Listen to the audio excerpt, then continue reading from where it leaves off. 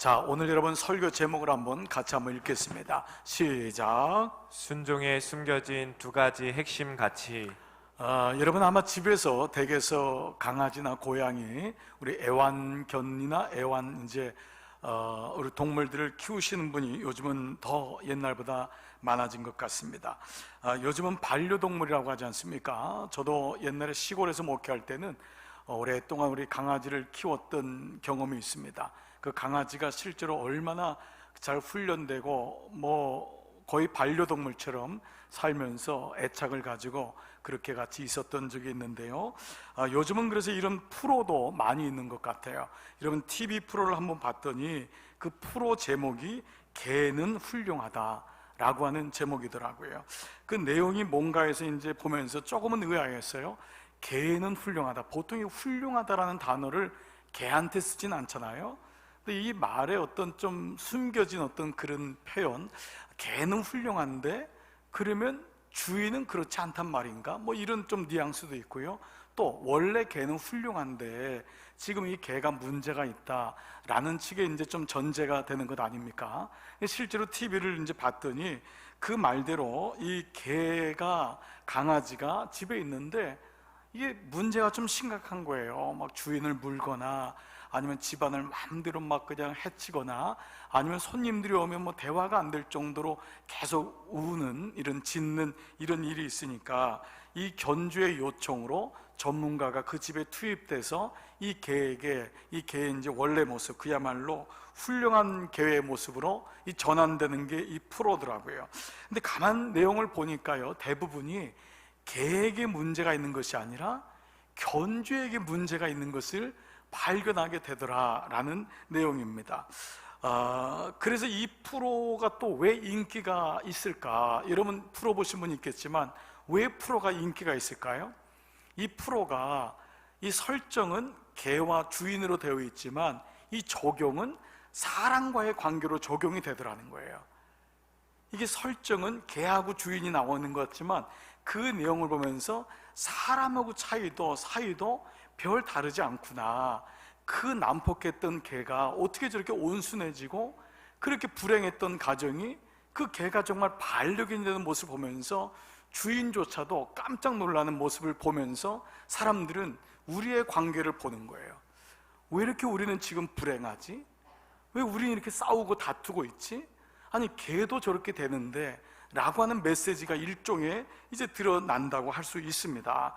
이 프로의 핵심 가치가 뭘까? 이 두 가지가 보이더라고요. 첫 번째는 견주와 개의 의식 전환이 일어나야 된다. 이게 이제 이 프로에서 드러내고 있는 첫 번째 핵심이더라고요.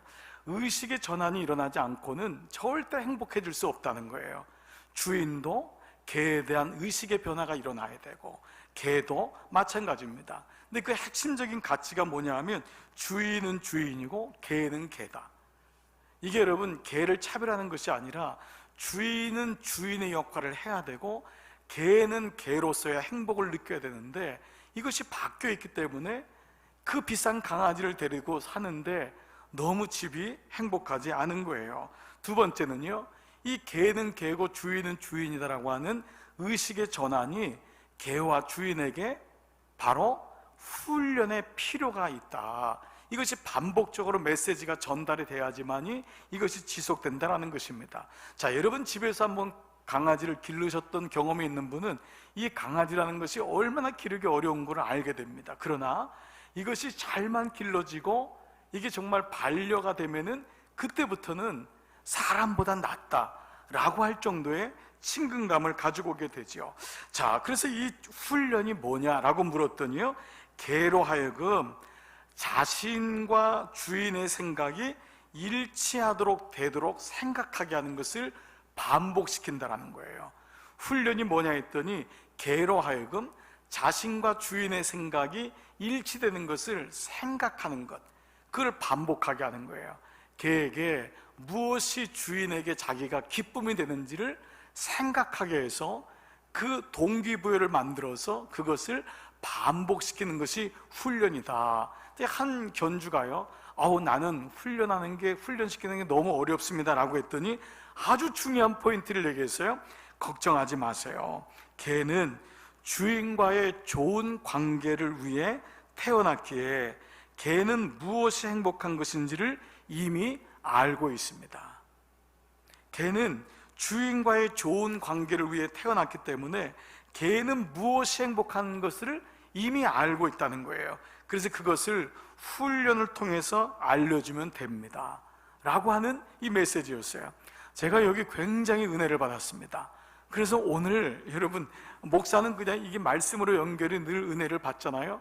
이 메시지가 무엇을 의미하는지 우리가 지난 한 주간의 신년 특세의 마지막 말씀이 니고데모에게 주셨던 그 말씀이 오늘 성경 66권을 한 구절로 요약되는 바로 요한복음 3장 16절 이후의 말씀을 묵상하면서 우리가 지난 금요일 날 1:1 제자 양육이 순종하는 삶, 바로 그 순종에 대한 메시지를 연계해서 한번 묵상하도록 하겠습니다.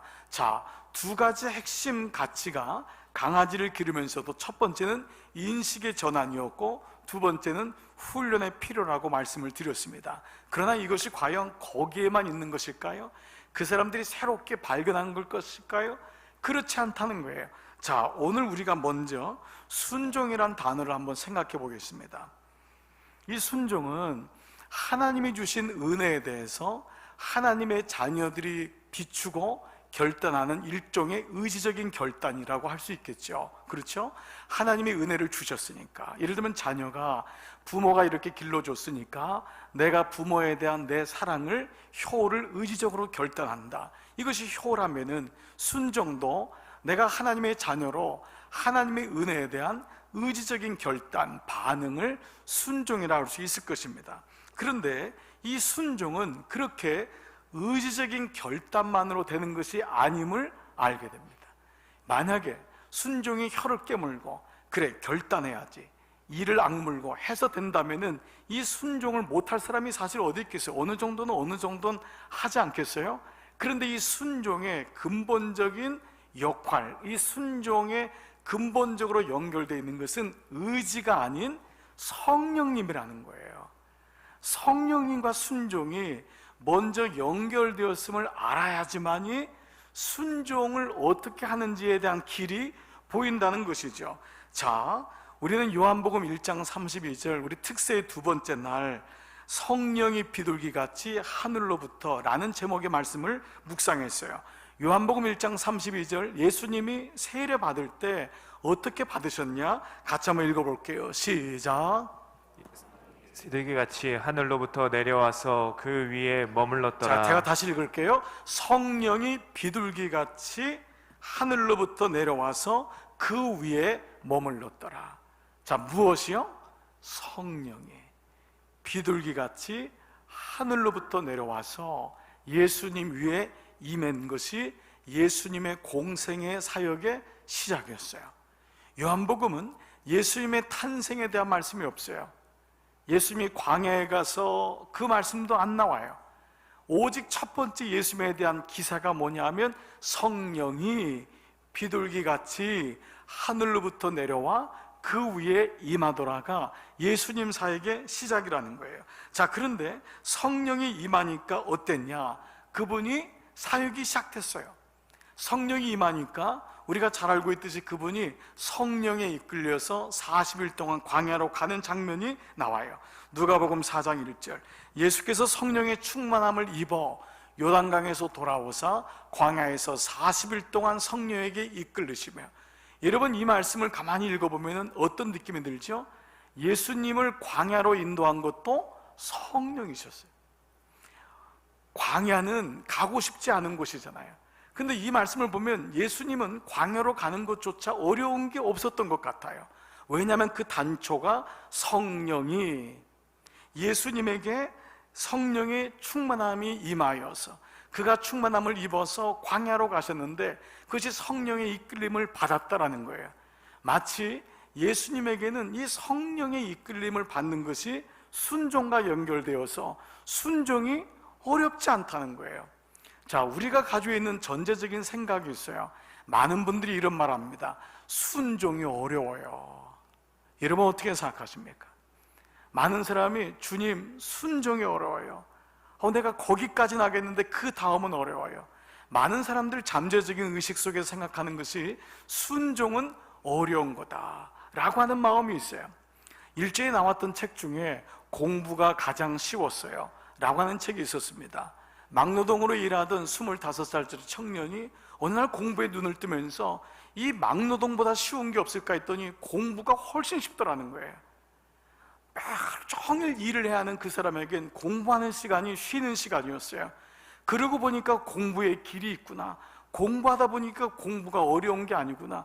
그래서 우리랑 좀 관계가 없는 표현 같지만은 공부가 가장 쉬웠어요. 여러분, 시치미를 뚝 떼고 지금 계신 것 같아요. 그분에겐 공부가 제일 쉬웠대요. 책을 던지고 싶은 마음이 있었지만은 도대체 뭐 어떻길래 공부가 제일 쉬웠냐? 그는 노동을 안 하는 게 일단은 첫 번째였고, 두 번째, 공부가 쉬운 거라는 거예요. 어려운 게 아닌데 우리는 너무 공부를 고통 가운데 했구나. 공부가 가장 쉬웠어요. 아니, 그런 맥락에서 보면은 예수님의 이 인생 속에 보면은 순종이 제일 쉬웠어요. 마치 이러한 인식을 준다고 하는 것입니다. 이것이 첫 번째, 우리가 가져야 될, 회복되어야 될 첫 번째 마음이고요. 두 번째, 예수님의 인생을 보면은 첫 번째 이렇게 공생해서 성령께 이끌려서 광야로 간 것만이 아니라 그분의 인생의 마지막이 뭐냐면 겟세마네 동산에서 기도하시는 장면 아닙니까? 자, 그 장면을 누가복음 22장 42절 같이 한번 읽어볼게요. 이르시되 시작. 이르시되 아버지의 뜻이거든 이 잔을 내게서 옮기시옵소서.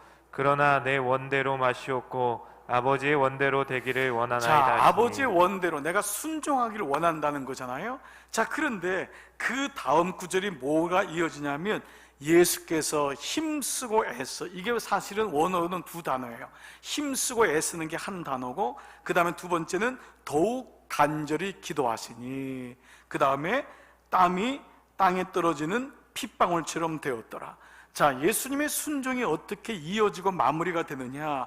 그렇게 쉽게 보이던 순종, 예수님이 성령에 이끌려서 광야에 들어가서 40일 동안 문제없이 금식하면서 공생의 처음을 시작하셨어요. 그분에게 순종이 쉬워 보일 정도였어요. 근데 그분의 인생의 마지막에는 뭐죠? 그 아버지의 원대로 되기를 위하여 힘쓰고 애써 더욱 간절히.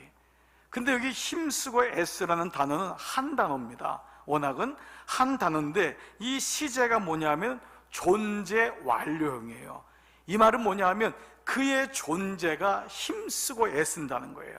근데 그것이 과거부터 완료, 지금까지 이어지고 있다는 것입니다. 그래서 이 영어 표현도 어떻게 쓰냐면 being이라는 단어를 써요. being in an agony. 애곤이란 말이 고뇌라고 하는 말로 보통 쓰지 않습니까? 애곤이 안에 being, 존재로 머물러 있었다 라고 하는 번역이 되겠죠. 가장 적절한 번역은 고뇌적 존재가 되어, 주님이 고뇌죠. 그 하나님의 뜻대로 살기를 원하는 순종을 하기 위하여 고뇌적인 인생을 사셨다는 거예요. 그분이 기쁨으로 순종은 어려운 것이 아니야 라고 하면서 광야로 들어가셨지만 그의 인생의 마지막까지 사명을 감당하기 위해서는 고뇌적 존재로 사셨는데 더욱 간절히 기도하셔서 땀방울이 핏방울까지 되었다라고 하는 것으로 마무리하고 있다는 것입니다. 자, 이 두 가지 예수님에게 순종이 어떤 모습으로 진행됐는지를 보면서 오늘 우리에게 본문 익숙한 요한복음 3장 16절 말씀 이유를 한번 같이 보겠습니다. 자, 요한복음 3장 16절은 여러분 다 암송하고 누구든지 외우고 아는 말씀 아닙니까? 같이 한번 읽어보겠습니다. 암송해 보겠습니다. 시작. 하나님이 세상을 이처럼 사랑하사 독생자를 주셨으니 이는 저를 믿는 자마다 멸망하지 않고 영생을 얻게 하려 하시니라. 자, 여러분 이 문장을 가만히 봐보세요. 이 문장은요 두 문장으로 이루어졌습니다. 자, 첫 번째 뭐죠? 하나님이 세상을 이처럼 사랑하사 독생자를 주셨다는 것입니다. 이것이 하나님의 구원 계획입니다. 첫 번째 문장은 하나님이 이 땅을 얼마나 사랑하셨냐, 독생자를 주실 정도로 사랑하셨다. 이것이 하나님의 사랑과 구원 계획이에요. 그럼 두 번째 문장은 뭐냐 하면 이 하나님의 사랑을 어떻게 우리가 내 것이 될 수 있느냐, 이 구원을 받는 유일하고도 한 가지, 오직 한 가지의 근거는 이것을 믿는 것이다. 저를 믿는 자마다 멸망치 않고 영생을 얻게 하려 하심이라. 첫 번째 뭐죠? 하나님의 구원 계획. 두 번째는 어떠한 사람이 이 구원의 계획 속에 들어갈 수 있느냐, 동참할 수 있느냐에 대한 말씀이 바로 두 번째, 누구든지 저를 믿는 자는 믿는 자마다 멸망치 않고 영생을 얻는다. 이 두 가지입니다. 자, 이러한 말씀을 가지고 우리는 이 말씀에 대한 이 구절이 어떻게 순종과 연결되어 있고, 이 구절에서 가장 핵심적인 구절 가운데 발견되는 순종이 무엇인지를 세 가지로 한번 나눠서 묵상해 보고요, 그 순종 가운데 아까 말씀드린 두 가지 핵심 가치, 첫 번째는 인식의 전환, 두 번째는 훈련의 필요에 대한 말씀을 가지고 말씀을 나눠보겠습니다. 자, 이제 이 말씀이 18절로 연결됩니다. 18절 한번 같이 읽을게요. 시작. 그를 믿는 자는 심판을 받지 아니하는 것이요 믿지 아니하는 자는 하나님의 독생자의 이름을 믿지 아니하므로 벌써 심판을 받은 것이니라. 자, 무슨 말씀이 처음에 나오죠? 그를 믿는 자는 심판을 받지 않아요. 그러나 믿지 아니하는 자는 그 아들의 이름을 믿지 아니함으로 이미 심판을 받은 것이다. 이 메시지죠. 자, 여기서 순종과 연결되는 메시지가 뭘까요? 순종은, 내가 하나님의 구원의 계획에 대해서 반응하는 순종은 첫 번째, 믿는 것이 순종이다라는 거예요. 여러분, 순종이라는 것은 여러분이 무엇을 그 하나님의 구원의 계획에 대해서, 그러면 나도 내 아들을 바쳐야 되나요? 내 건강을 드려야 되나요? 여러분 집을 드려야 되나요? 인생을 드려야 되나요? 한 번도 그런 게 없어요. 그 순종에 대한 유일한 근거, 조건은 믿는 거예요. 그래서 믿는 것이 순종이다라는 거예요. 자, 이 메시지를 한번 가만히 한번 살펴보십시오. 여기서 우리가 먼저 우리의 인식의 전환을 가져보는 거예요. 여러분 중에는, 목사님, 믿는 게 너무 어려워요, 그런 분도 있을 거예요. 그래서 혹시 여러분이 이 시간 마지못해 오신 분도 있을 거예요. 그래, 일단은 나가는 보자, 내가 믿어는 보자. 심지어 어떤 분은 배우자에게 내가 믿어주마, 내가 믿어주마, 이런 분도 있을 거예요. 그래서 믿음이 생기는 게 너무 어려워서 우리 아빠는, 우리 엄마는, 우리 남편과 우리 아내는 너무 믿음이 안 생겨요 라고 여러분 걱정하고 중보하고 기도하는 분들이 있을 거예요. 그런데 가만히 생각해 보세요. 믿는 게 어려운 건가요? 우리가 오늘 이 시간 변질된 사회 속에 죄로 인하여 우리 삶에 믿음이 없어져서 그렇지, 개는 오랜 시간 동안에 주인을 기쁘게 하는 것이 무엇인지를 이미 알고 있듯이, 이것이 이런 비교를 이렇게 하니까 여러분 죄송한 말이지만은 우리의 삶을 가만히 보면 우리 안에 하나님이 우리를, 인간을 당신의 형상대로 지었다고 했단 말이에요. 그러니까 우리가 지금 타락했고 벗어나서 문제이지, 처음에는 뭐가 있었죠? 창조가 있었단 말이에요. 창조에서 벗어난 것을 타락이라 그러잖아요. 그러나 하나님은 우리 모두가 제루살렘, 살렘의 기초가 되는 예루살렘의 되기를 회복하는 것이 구원의 일종의 서클이란 말이에요. 그러면 하나님이 우리를 당신의 형상대로 지음받았다고 했을 때 영어로는 이것을 image of God, 하나님의 형상이라고 하는데요, 라틴 말이 뭐냐면 이마고 데이입니다. 데이란 말이 하나님이란 말인데, 이 이마고라는 말이 의미가 있어요. 이마고는 라틴어 뜻으로 도장을 찍다란 말이에요. 주님이 우리에게 도장을 찍으셨어요. 누구의 형상으로? 하나님의 형상으로, 하나님의 마음으로 도장을 찍으신 게 이마고 데이라는 거예요. 내 안에 뭐가 있냐면 하나님이 나를 향한 사랑, 내가 너를 믿어, 그래서 이 땅의 모든 걸 줄게, 너는 잘 살 거야 라고 하는 그 이마고 데이, 하나님의 형상이라고 하는 도장이 내 안에 찍혀 있다는 거예요.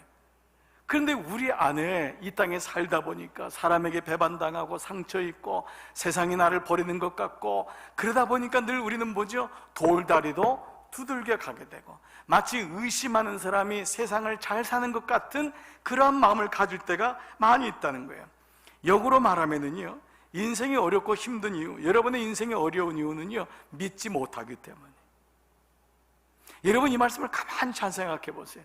부부관계가 어려운 거는요, 믿지 않기 때문에, 사랑하고 이런 차원이 아니에요. 믿지 못하기 때문에.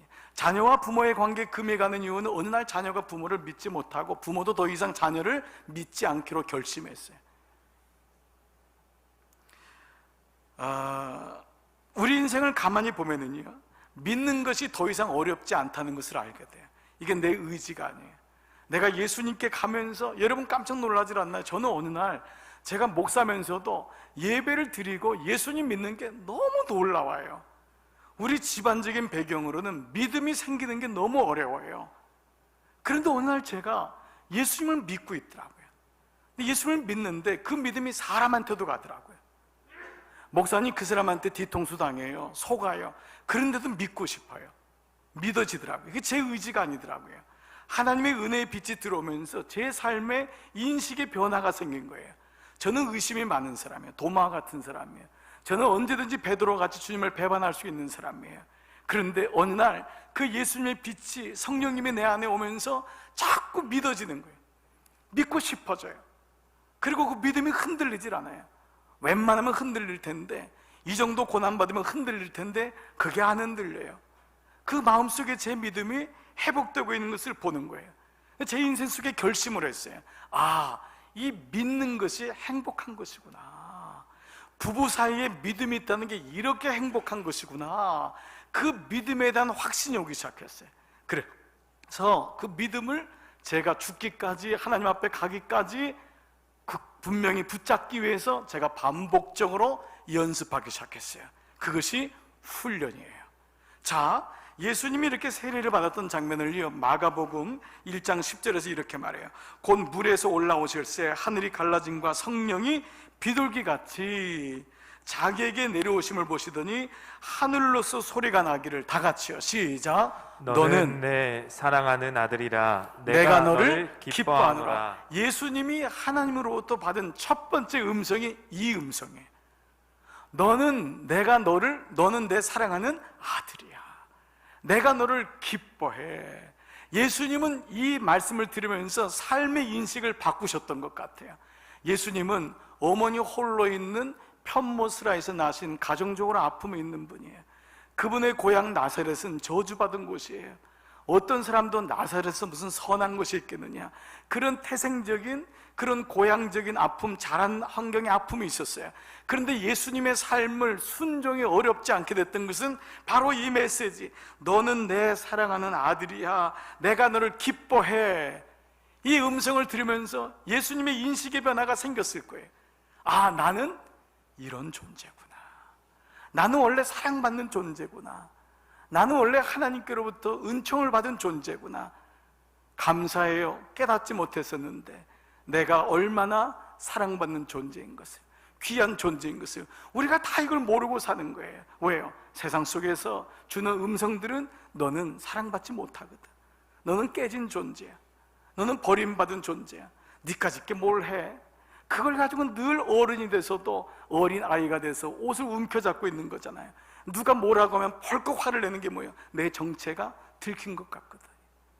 그게 성인 아이의 모습이거든요. 근데 하나님이 뭐라 그래요? 너는 내 사랑하는 아들이야.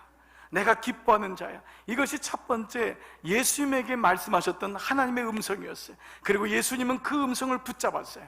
순종이 쉬워지기 시작했어요. 무엇이 순종일까요?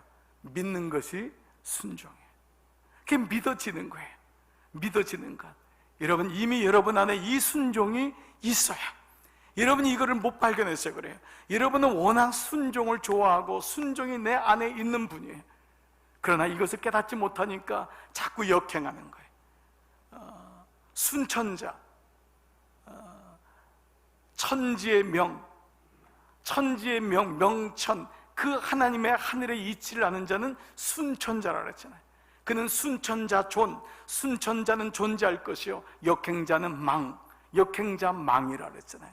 하나님 내 안에 이 순종의 마음을 이미 주신 것, 그리고 이것을 내가 끝까지 훈련하여서 내 것으로 삼는 것. 자, 그럼 두 번째 말씀을 봐보세요. 19절입니다. 다 같이 19절 시작. 그 정죄는 이것이니 곧 빛이 세상에 왔으되 사람들이 자기 행위가 악함으로 빛보다 어둠을 더 사랑한 것이니라. 자, 무슨 말씀이죠? 자기의 행함, 자기의 행위에 악함을 인정하는 것이 순종이다. 순종이 뭐냐 하면 자기의 악함을, 행함을 인정하는 것이 순종이다라는 거예요. 여러분, 이 말씀도 한번 가만히 봐보세요. 예수님 믿으면서 우리의 생긴 변화 중에 하나는 우리의 약함이나 악함을 인정하고 고백하는 게 어렵지 않아요. 예수님 모를 때, 하나님 밖에 있을 때는요, 누군가 내가 약하다고 하거나 이러면은 벌컥 화를 내지. 그걸 감추고 싶잖아요. 근데 예수님 안에 들어오니까 이 약한 것이 은혜구나. 내가 악함을 고백해야지만 하나님이 필요하잖아요. 하나님이 내게 필요하잖아요. 여러분이 선하신데 하나님이 여러분에게 함께할 이유가 없잖아요. 선하신 능력으로 살아가면 되는 거예요. 그런데 내가 악함을 알게 되고 이것을 인정하는 것이 순종이구나. 이거 깨달아지는 거예요. 이것이 순종이구나. 처음에는 양심의 법을 가지고 사는 사람은 그만큼은 살지만 양심의 법은요, 누군가 찌르거나 누군가 여러분을 괴롭히면 그번에 대번에 순종의 영이 이루어지질 않아요. 그런데 성령의 영에 의해서 하나님의 빛이 내 안에 들어오니까 약함을 인정하는 것이 어렵질 않아요. 악함을 인정하는 것이 어렵질 않아요. 그래서 여러분, 교회 안에서 죄인이란 단어를 이해하는 것이 여러분 첫 번째 문지방을, 믿음의 문을 뛰어넘는 그 순간이에요. 아직도 여러분이 죄인이란 말을 들으면 거북하고 어색하면은 아직은 순종이 어려운 거예요. 그런데 그렇구나, 내가 정말 죄인이구나. 바울은 오죽했으면 괴수 중에 괴수라고 그런 고백을 했는데, 그것이 왜 가능하냐면 자기의 악함을 고백하는 것, 인정하는 것이 순종이라는 것을 알았기 때문이에요. 자, 그러면 이것이 어려울까요? 어렵지 않습니다. 이것이 믿음 안에 들어오면은 약함을 고백하는 게 쉬워요. 부부관계를 보십시오. 여러분, 저는 처음 결혼했을 때 어느 선배가 그러더라고요. 약한 거 보여주면 안 돼. 기싸움에서 잡아야 돼. 잡아야지만 평생 잘 산다. 제가 가만 보니까 그 사람이 헛살았어요. 부부는 기싸움하는 게 아니에요. 남자는 빨리 포기해야 돼요. 항복선언을 해야지만이 행복이 와요. 그게 안 되면요, 늘 뽀로팅해가지고 화나 있는 어린아이로 살아요. 그런데 그 넓은 어머니의 품, 여인의 품에 안겨야 돼요. 도대체 무슨 말씀을 하는가, 여러분? 이게 안 되면요, 순종이 안 되면 집은 불행해요. 지옥에 살아요. 저 오늘 깨달았어요. 내가 이 사람의 남편이 되고 하나님이 나를 이 가정의 제사장으로 세운 것은 순종을 배우라고 하는구나. 내가 순종해야 되는구나. 그러니까 순종이 어려우니까요, 늘 부부싸움 하더라고요. 딱 죽으니까요, 부부싸움 안 해요. 저희 집에 CCTV 달아보세요. 하는지 안 하는지. 이게 가능해요. 근데 그건 제 기질로 안 돼요. 하나님의 은혜가 들어오니까 어느 날 제 아내가 불쌍해 보이더라고요. 나 같은 사람 만나서 정말 좋은 데 시집 가도 되는데 그 영혼이 궁일하게지. 근데 어느 날 집사람이 저를 보더니만 너무 불쌍하대요. 그래서 정말 저와 결혼한 이유가 뭐냐 했더니 제가 정말 너무 불쌍해서 결혼했대요. 너무 안 돼 보이더래요. 누군가 하나 밥도 먹여야 되고 건사해야 되는데, 정말 제가 청년 때 그랬어요. 정말 아무도, 여러분들이 지금의 제 모습을 보면 안 돼요. 지금은 조금 괜찮아진 거예요. 정말 옛날에 형편없었어요. 누군가 건사하자면 안 되는 거예요. 그런데 하나님이 그 마음을 주셨어요. 돌아보니까 그 마음도 하나님이 주신 마음이었어요. 서로 궁휼히 여기는 마음이 생기니까 순종이 어렵지 않다는 것을 알게 됐어요. 어느 날 제 아이 보니까요, 괘씸해요. 근데 어느 날이요, 예수님이 제 마음에 오는 거예요. 내가 너도 기뻐했는데 너는 왜 네 자식을 기뻐하지 않느냐? 그 아이가 잘했기 때문에 기뻐하고 못했기 때문에 기뻐하지 않느냐? 그렇지 않아. 그 아이에 대한 순종이 부모인 저에게서부터 이루어지더라고요. 순종은 쉬운 거구나. 왜 자꾸 어렵다고 생각했지? 늘 아직도 부부끼리 길을 싸우고 늘 대립되어 있고 늘 부모와 자녀끼리 대립되어 있다면, 여러분, 이 순종은 하나님이 원하시는 모습이 결코 아니에요. 하나님이 우리에게 주신 본질적인 모습이 있어요. 순종은 어렵지 않다. 우리는 순종을 통하여 그 가정이 얼마나 행복한지를 미리 알고 있는 거예요. 그러나 세상은 서로의 상처받은 마음은 순종하면 순종하면 지는 거예요. 자존심의 싸움으로 갈 때가 얼마나 많아요. 교회도 가만히 보세요. 중직자끼리 서로 순종이 안 돼요. 가만 보면은요, 큰 믿음의 관계가 아니에요. 다 교회 헌신하고자 하는 건데 둘 사이의 자존심이 자존감보다 높아지면은 결국은 순종이 안 돼요. 목사가 장로님들하고의 관계에서 저를 내세울 것도 없어요. 순종하면 되는데 이 못난 목사가 순종이 안 되면 장로님들의 도움을 못 받아요. 장로님들이, 교인들이 목사에게 저 사람이 나보다 나이도 어리고 부족하지만 하나님 말씀을 주니 내가 말씀을 믿음으로 순종해 보자 하면 그것이 양약이 되는데 그게 순종이 안 되면 늘 목사가 불편해요. 신앙생활에 늘 힘들어요. 공부할 때 보니까요, 그 교과서, 그 과목을 좋아하는 선생이 있으니까요, 평생 직업으로도 삼더라고요. 사람이 좋아지는 거는요, 억지로 안 돼요. 하나님께 도움을 구해야 돼요. 주님, 나 순종하기를 원해요.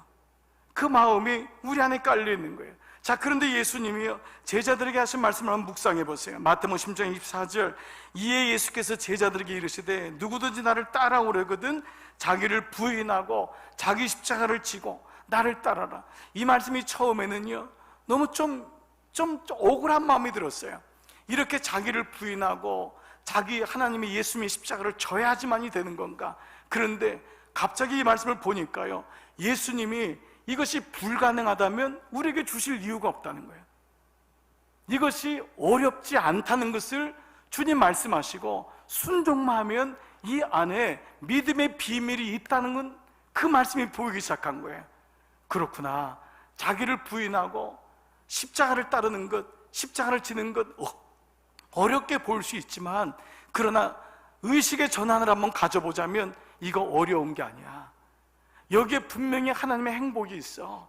여기 기쁨이 있어. 나에게 가능하니까 나를 부인하고 나의 십자가를 지라고 말씀하시는 것이지, 그 말씀이 들어오기 시작했어요. 역으로 말씀을 묵상해 보니까 순종이 어려운 이유는 내 약함을 인정하지 않기 때문이에요. 내 약함을 인정하지 않으니까 순종이 어려워요. 근데 약함을 인정하면은 긍휼히 여김을 받아요. 불쌍히 여김을 받는 거예요. 자녀된 여러분, 어느 부모가 똑같이 자녀를 사랑하지만 어느 부모가 부모의 마음이 더 가는 자녀가 있어요. 긍휼히 여김을 받는 자녀예요. 처음에는 잘 나가는 자녀 좋아해요. 축복해요. 그러나 그 자녀에게 긍휼히 여기는 마음이 있을 때 부모의 마음은 그 자녀에게 가 있어요. 하나님과의 관계도 마찬가지입니다. 순종이 어려운 이유는 자기 약함을 인정하지 않아요. 어느 날 깨닫게 됐어요. 아, 약함을 인정하는 게 이렇게 좋은 거구나. 이게 되는 거구나. 이게 안 되는 게 마귀가 막는 거구나. 내가 아내한테, 남편에게 나 약해, 나 좀 도와줘, 이건 너무 좋은 거구나. 그럴 때 도움이 되는구나. 자녀는 부모님에게 아빠, 엄마, 나 좀 도와줘요, 힘들어요, 그것이 자녀가 옳은 일이구나. 이것을 알게 됐어요. 순종은 결코 어려운 것이 아닙니다. 하나님이 우리 안에 순종이라고 하는 임하고 그 도장을 찍어 주셨기 때문입니다. 여러분에게 이것이 끝까지 되기 위해서 내 약함을 고백하고 인정하는 것을 훈련해 보십시오. 오늘 아침에도 훈련해 보세요. 내일도 훈련해 보세요. 나 약해요. 주님, 나 부족해요. 나 도와주세요. 주님의 힘이 필요해요. 이것이 약함을 인정하는 것입니다. 세 번째는 21절인데요 21절 같이 한번 읽을게요. 시작. 진리를 따르는 자는 빛으로 오나니 이는 그 행위가 하나님 안에서 행한 것임을 나타내려 함이라. 자, 진리를 따르는 자는 빛으로 오나니, 이게 뭘 의미할까요? 순종으로 비교한다면 진리를 따르는 것이 순종이다라는 거예요. 자, 앞에 첫 번째가 뭐예요? 믿는 것이 순종이다. 두 번째는 자기의 약함을 고백하고 인정하는 것이 순종이다. 세 번째는 진리, 하나님 말씀을 따르는 것이 바로 순종이다라는 거예요. 이건 역시 어렵잖아요. 우리는 하나님 말씀을 어렵게 느끼는 분도 많고 그렇게 선입관을 가진 분이 많아요. 목사인 저 자신도 그랬어요. 하나님 말씀에 눈이 열려지질 않으니까 이게 늘 어려운 거예요. 성경에 도대체 뭐가 있는지 모르겠어요. 그런데 목사로서가 아니라 어느 날 말씀을 묵상하기 시작했어요. 목사는요, 사실 말씀을 잘 묵상 못해요. 왜냐하면 목사님들이 설교를 하기 위해서 성경을 보지요, 묵상하려고 보는 목사는 많잖아요. 저도 그랬었어요. 근데 어느 날 말씀을 묵상하면서 이 묵상이 너무도 좋은 것임을 알았어요. 하나님 말씀을 묵상하는 것이 어려운 게 아니구나. 이 말씀을 따르는 것, 진리를 따르는 것이 순종이구나. 이 말씀 속에서 하나님이 뭐라고 말씀하시는지를 알기를 원하는 그 마음을 가지고 말씀을 보기 시작했어요. 자, 진리를 따름으로 오는 축복을 이미 우리는 알게 되었던 것이에요. 자, 역으로 말하면 순종이 또 어려운 이유는 뭐냐? 예수님 말씀을 모르기 때문이에요. 말씀을 따르지 않기 때문에 사실은 순종이 어려워요. 언제부터인가 예수님을 믿고 그 말씀을 따르는 것, 묵상하는 것이 편해진 거예요. 말씀을 안 보면은 오히려 하루가 불안해요. 내가 이러면 안 되는데, 내 생각대로 살면 안 되는데, 내 습관대로 살면 안 되는데, 말씀이 내 안에 오고 나니까 진리를 따라가는 것이 편하게 된 거예요. 이것이 하나님이 우리를 그렇게 디자인하셨어요. 여러분이 세상 것을 아무리 정보를 들어도 끊임없이 불안이 와요. 뉴스를 24시간 들어보세요. 빠삭한 것 같아요? 다 아는 것 같아요? 뉴스를 또 보고 싶고 또 보고 싶습니다. 뉴스의 근원도 마찬가지입니다. 끊임없이 오게 하는 거예요. 그러나 거기에서는 평안이 없어요. 하나님 말씀을 들을 때, 그 말씀을 읽고 내가 묵상할 때 비로소 이것이 나에게 디자인되어 있구나, 내가 말씀을 읽고 묵상하는 것이 가장 쉬운 거구나, 이것이 내 안에 들어오기 시작하는 거예요. 그래서 이것을 나에게 훈련하는 거예요. 그 말씀 묵상이 떠나지 않도록. 어느 정도 상태까지 가느냐? 어렵지 않느냐? 에베소 5장 21절 세번역으로 보시면 이렇게 나와 있어요. 같이 한번 읽을게요. 시작. 남편과 아내 된 여러분은 그리스도를 두려워하는 마음으로 서로 순종하십시오. 자, 남편과 아내 된 여러분은 서로 순종하십시오. 이게 쉬운 거예요. 이게 당연한 거예요. 이렇게 되는 거예요. 자, 더 나가서 에베소 6장 1절은 자녀된 이 여러분, 여러분의 부모에게 순종하십시오. 그 다음 말씀이 뭐죠? 이것이 옳은 일입니다. 이것이 쉬운 일이에요. 이것이 원래 순종하는 것, 자녀가 부모에게 순종하는 것이 순천자예요. 이것이 순응하는 거예요. 오히려 효하지 않기 때문에 불안한 거예요. 힘든 거예요. 인식의 변화를 가지고 시작했어요. 아, 순종하는 건 어려운 게 아니구나. 남편에게 아내에게 서로 순종하는 거 힘든 게 아니구나. 혀를 깨물고 해야 되는 게 아니구나. 자녀가 부모에게 순종하는 것, 이것이 옳은 것이구나. 인식의 전환을 갖기 시작하자마자 그것이 나의 것이 되기 시작하는 거예요. 하나님 우리를 임하고 내 하나님 형상으로 지음받았기 때문에, 여러분, 내가 그런 존재인 것을 말씀의 빛으로, 성령의 도우심으로 예수님이 깨닫고 나니까 너는 나의 사랑하는 아들이요, 내 기뻐하는 아들이다, 그 음성을 듣고 나니까 그의 삶 속에는 순종이, 삶이 어려운 게 아님을 알았던 것이에요. 혼인잔치, 가나의 혼인잔치에 포도주가 떨어졌을 때 예수님에게 그 부탁을 했던 마리아가 자신의 위치를 알게 되죠. 여자요, 나와 무슨 상관이 있나이까. 어머니를 여자로 부르는 그 순간 마리아는 자신의 위치를 알았어요. 예수님 밑에 내려가지요. 그리고 종들에게 뭐라고 말하냐, 이렇게 말해요. 요한복음 2장 5절 너희에게 무슨 말씀을 하시든지 그대로 하라. 무슨 말씀을, 어떤 얘기를 해도 그대로 하라. 그냥 놀라운 게 이 종들이 그 얘기를 그대로 해요. 그랬더니 어떤 결과가 있었냐. 2장 9절 연회장은 물로 된 포도주를 맛보고도 어디서 났는지 알지 못하되 다 같이요 물떠온 하인들은 알더라. 알게 되는 거예요. 알게 되는 거예요.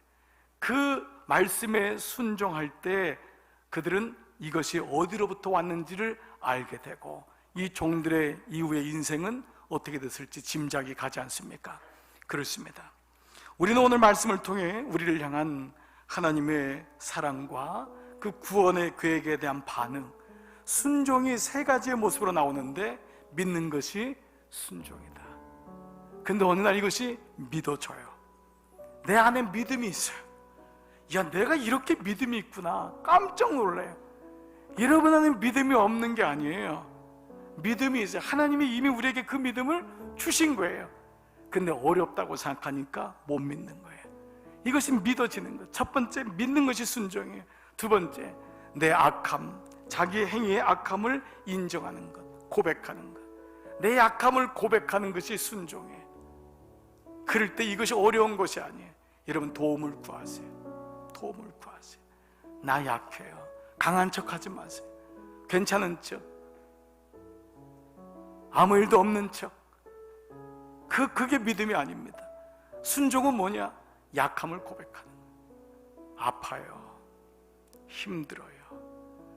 그것을 날마다 고백하는 거예요. 어려운 것이 아닙니다. 많은 사람들이 교회에 오지만 아무 일도 없는 척하고 살고 있어요.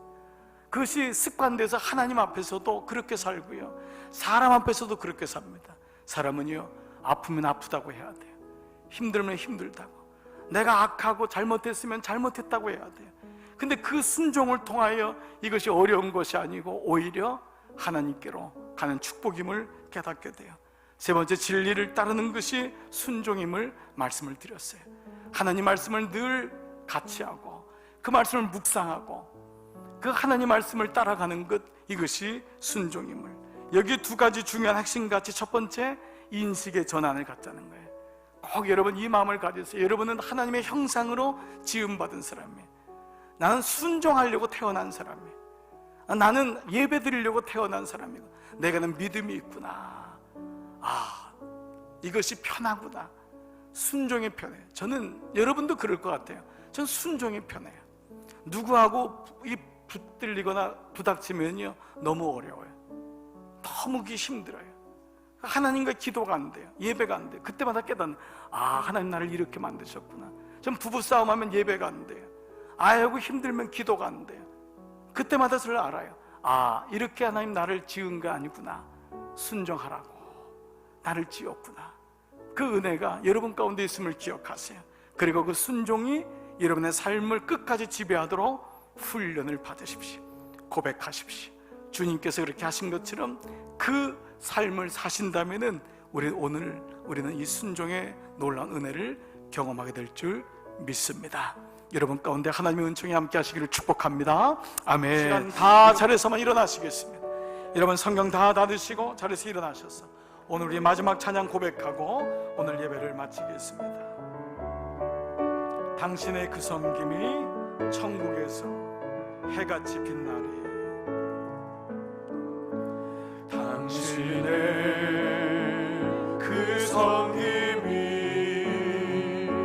천국에서 해같이 빛나리.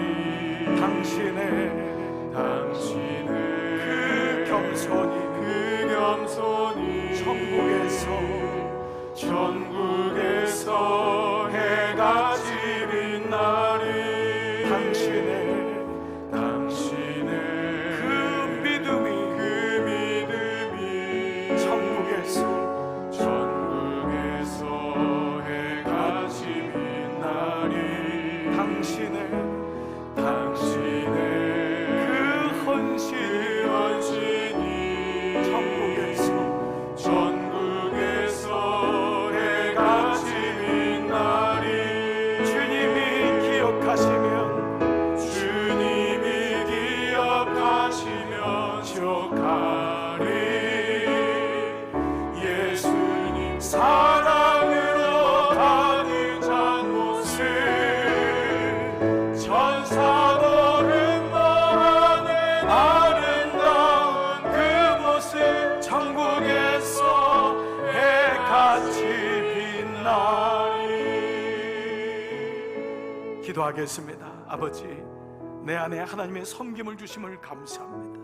내 안에 원래 순종의 마음을 이미 허락하심을 감사합니다. 내 안에 하나님의 겸손과 그 믿음을 우리 안에 이미 주심을 감사합니다. 아버지, 내 안에 있는 이 믿음, 어려운 것이 아님을 기억하게 하시고 하나님이 나를 그렇게 지으셨음을 인식하고, 하나님, 우리 하나님과의 관계에서, 삶의 모든 관계에서 우리 삶의 순종이 날마다 일어나게 하여 주옵소서. 믿어지게 되고 나의 악함을 고백하게 되고, 그리고 주님 앞에 나가 그 말씀의 진리를 따라가는 것이 결코 어려운 것이 아님을 기억하고, 그러나 주님 앞에 가고 주님 오실 때까지 이 믿음을 지키기 위하여 부단히 애써 하나님께 더욱 간절히 기도하며 믿음의 파수꾼의 역할 감당케 하여 주시옵소서. 종들을 파송합니다. 종들이 가는 길 위에 하나님의 순종이 그 가정 가운데 충만케 하여 주시옵소서. 이제는 성부와 성자와 성령의 은총이 머리 숙인 모든 종들 위에 이제로부터 영원토록 함께 하시기를 간절히 축원하옵나이다. 아멘.